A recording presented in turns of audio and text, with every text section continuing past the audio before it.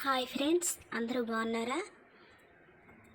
ఏంటో ఎండలు బాగా మండిపోతున్నాయి. ఎండలకి ఈరోజు సండే కానీ నాకు ఏమీ తినబుద్ధి కాలేదు. ఇంట్లో పెసలు ఉన్నాయి, ప్రోటీన్ ఫుడ్. ఎన్వి తినే కంటే ఈ పెసలతో ఏదైనా మంచి రెసిపీ తయారు చేసుకొని తిందామని ఆలోచించాను. నాకైతే మా చిన్నప్పుడు మా అమ్మమ్మ చేసేది ఈ రెసిపీ. ఇదేంటంటే పెసలు కూర.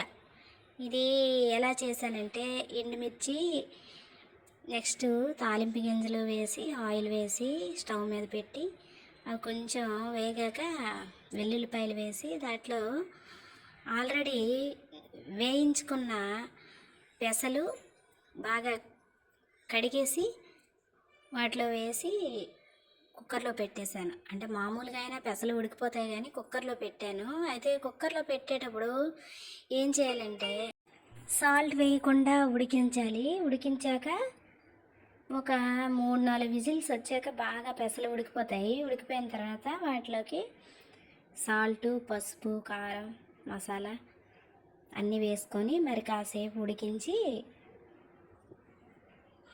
దింపేసి మూత పెట్టుకొని సర్వ్ చేసుకొని తింటే సరే. Thank you for watching.